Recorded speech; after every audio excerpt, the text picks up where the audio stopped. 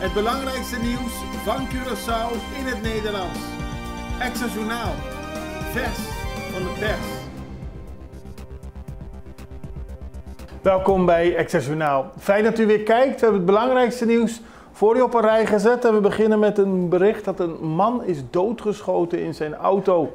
Het is maandagochtend, maandagnacht gebeurd. Vanochtend vroeg hoorden we het, dat onbekenden hebben geschoten op een auto. Er zat een man en een vrouw in de auto. De mannelijke bestuurder is meerdere keren geraakt. Als gevolg daarvan verloor hij de controle over het voertuig en belandde in de tuin van Bethesda aan de Helmin Magnoviels Boulevard. De man werd met spoed overgebracht naar het CMC voor medische behandeling, maar hij is echter overleden, zo heeft de politie bevestigd. De politie is bezig met een uitgebreid onderzoek naar deze zaak en er is verder nog weinig over te zeggen. Het regeerakkoord richt zich op diversificatie.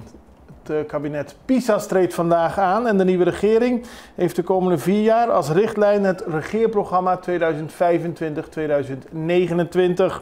Dat werd vorige week aan de gouverneur aangeboden, nu schrijft de Extra erover. In het programma staat onder meer het voornemen van de nieuwe regering om door te gaan met het diversifiëren van de Curaçaose economie. Dat betekent dat naast het toerisme nog 3 tot 4 economische pijlers moeten worden gecreëerd die substantieel bijdragen aan de nationale productie en de overheidsinkomsten. Op het gebied van sociale zaken, kijken we naar het ministerie van SOAW, laat de regering in het regeerprogramma weten dat door armoedebestrijding, bescherming van kwetsbare personen, deelname aan de arbeidsmarkt en versterking van de gemeenschap er kan worden gewerkt aan een rechtvaardig, solidair en inclusief Curaçao. Beëdiging, ministersploeg en statenleden. Het regeerprogramma, daar hebben we het net over gehad. Vandaag wordt ook de nieuwe ploeg beëdigd, de nieuwe ministersploeg. 5 daarvan komen uit het oude kabinet en gaan nu naar het nieuwe kabinet. Er komen 3 andere mensen bij. Charetti America Francisca, voormalig statenvoorzitter. En de heer Roderick Middelhoff en Kimberly Lou Jantay. En daarmee krijgen we een ploeg van 8 ministers. Alleen minister Silvania heeft een dubbel ministerie onder zich, namelijk Gezondheid, Milieu en Natuur en Financiën. Alle anderen hebben 1 ministerie onder zich. En Carlsen Manuel gaat verder als gevolmachtigde minister van Curaçao in Nederland. Om 1 uur de regering, om 11 uur gaat, als alles goed gaat, de nieuwe parlementariërs worden beëdigd. En dat zijn er 6. Jongeman overlijdt in CMC na schietpartij op Bonaire.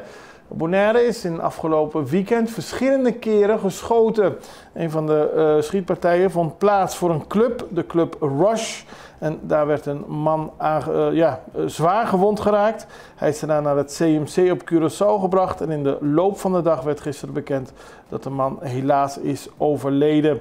Het gaat om Klaisjenou Domakassé, die voor club Rush aan de Kaia Prinses Marie werd doodgeschoten.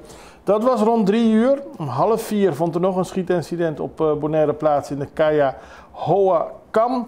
En er volgde nog een schietpartij in de Kaia Karpitan, waarbij geen gewonden vielen. Maar het zijn verschillende schietpartijen op Bonaire en 1 dodelijk slachtoffer te betreuren.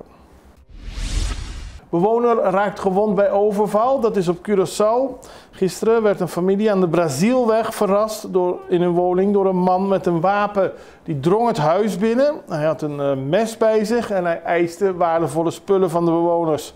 Toen een van de bewoners zich verzette tegen de overval, kwam er een gevecht en raakte hij gewond. De dader verliet de woning, maar het slachtoffer moest wel worden bijgestaan door paramedici en ze leverden eerste hulp aan hem. De politie zet het onderzoek voort.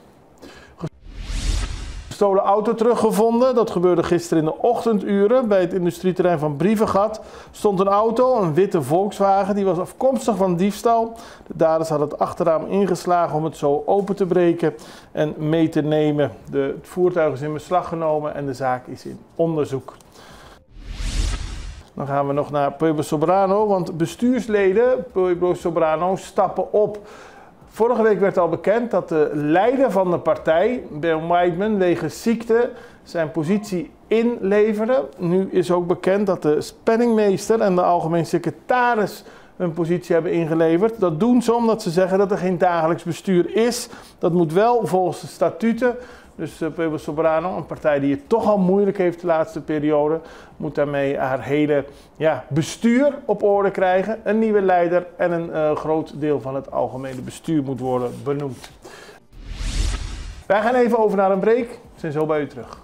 Extra in Nederland. Van Amsterdam tot Arnhem, van Groningen tot Maastricht, Extra is erbij. Volg Extra Digitaal en blijf op de hoogte van de belangrijkste ontwikkelingen in Nederland. Extra Digitaal is te zien op verschillende platforms en kanalen zoals WhatsApp, YouTube, Facebook, Instagram en ook TikTok. Wilt u ons op de hoogte brengen van een evenement of iets doorgeven? Neem contact op via WhatsApp, e-mail, Facebook of bel gewoon 06 1364 2945.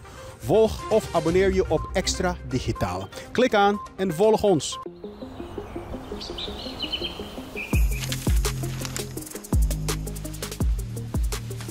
Welkom op Curaçao, een van de mooiste eilanden in de Caribië. Een ware parel. En het is een eiland waar je van heel veel zaken kunt genieten. Van de natuur, van de zee, van het eten, van de mensen en zoveel meer. Curaçao is een eiland waar heel veel gebeurt op het gebied van politiek, cultuur, sport en zoveel meer.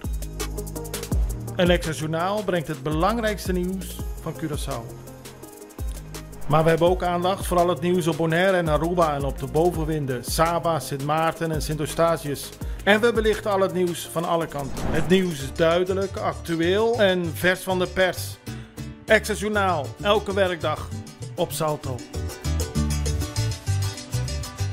Op Curaçao zijn we de hele dag bezig met het maken van Extra Journaal. Volg ons op je favoriete Amsterdamse zender, Tauro.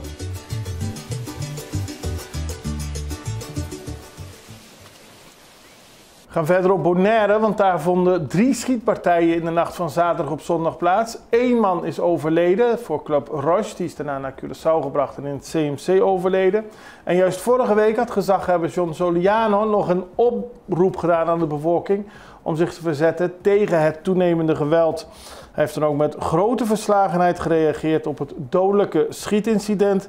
Hij zegt, een jong leven is op gewelddadige wijze van ons weggerukt. Hij noemt het tragisch, maar ook zorgwekkend voor de hele gemeenschap. Dit is een aanval op het vertrouwen, de veiligheid en het samenleven op ons eiland.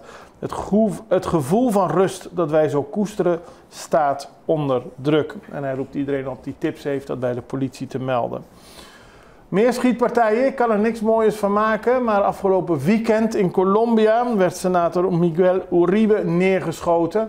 En we hebben daar dadelijk meer aandacht voor, maar de Arubaanse premier Mike Eman heeft laten weten dat hij zijn oprechte en diepste solidariteit betuigt aan de familie van Uribe.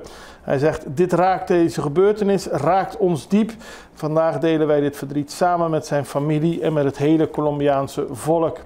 We hechten onze gebeden tot zijn spoedig herstel. Hij heeft contact opgenomen met de consul-generaal van Colombia op Aruba en de diepe steun en genegenheid van het Arubaanse volk overgebracht. Ook hij benadrukt, we moeten standvastig blijven voor zijn familie en samen elke vorm van geweld veroordelen. Dan iets heel anders, voetbal. De Curaçaose elftal speelt morgen tegen Haiti op Aruba. Het is eigenlijk een thuiswedstrijd voor Haiti, maar het is te gevaarlijk om daar naartoe te gaan. Curaçao heeft afgelopen vrijdag gewonnen met 4-0 van St. Lucia. Haiti won met 5-0 van Aruba. En nu staan er beide teams in groep C op de bovenste plaats, 1 en 2. Beide gaan nu door naar de volgende ronde. De wedstrijd van morgen is alleen belangrijk om te kijken wie daadwerkelijk de winnaar binnen de pool wordt. Maar het gaat goed met Curaçao, want op deze manier gaat de weg naar de WK-kwalificatie gewoon verder. Tot die tijd moeten ze eerst nog deelnemen aan de Gold Cup. Dat is later deze maand. Of willen. En Curaçao kan daar ook weer laten zien hoe goed ze zijn. Want tegen St. Lucia was het een relatief makkelijke overwinning met 4-0. En 3 doelpunten van Gervain Castaneer. En ook nog eentje van Juninho Bacuna. Dan gaan we naar internationaal nieuws. We hadden het er net al over. De toestand van de Colombiaanse presidentskandidaat Miguel Uribe is zorgwekkend. Hij vecht in het ziekenhuis voor zijn leven nadat een tiener hem zaterdagavond 2 maal in het hoofd schoot tijdens een campagnebijeenkomst in Bogota. Zijn toestand is uiterst kritiek en de prognose blijft onzeker. Het heeft velen in Colombia diep geschokt. Men had gehoopt dat het tijdperk van gewelddadige politieke en narco-conflicten achter de rug was. Maar de mensen zijn de straat op gegaan. De familie heeft gevraagd om voor hem te bidden. En Uribe stond bekend als een uitgesproken criticus van de huidige regering. Ook van guerrillagroepen die nog steeds delen van het land controleren en van machtige drugskartels. Er is een bedrag van meer dan $700.000 uitgeloofd voor informatie over de verantwoordelijke. Want de jonge man die gepakt is, een 15-jarige, zou niet meer zijn dan een huurmoordenaar die bij de aanslag ook gewond is geraakt. Hij wordt momenteel ook medisch behandeld. Heel veel politieke tegenstanders, medestanders hebben de aanslag natuurlijk veroordeeld. En opvallend is dat er ook internationaal veel verontwaardiging kwam. En de Amerikaanse minister van Buitenlandse Zaken, Marco Rubio, noemde het een directe bedreiging voor de democratie. Maar hij zei ook dat de aanslag het gevolg is van de gewelddadige linkse retoriek vanuit de hoogste regionen van de Colombiaanse regering. Volgens Marco Rubio, de Amerikaanse minister van Buitenlandse Zaken, moet president Petro de opruiende taal temperen en Colombiaanse functionarissen beter beschermen. Daarmee zijn we aan het einde gekomen van deze aflevering van Access Journaal. We zijn er morgen weer en ik hoop u ook. Het allerbeste. Tot ziens. Dag.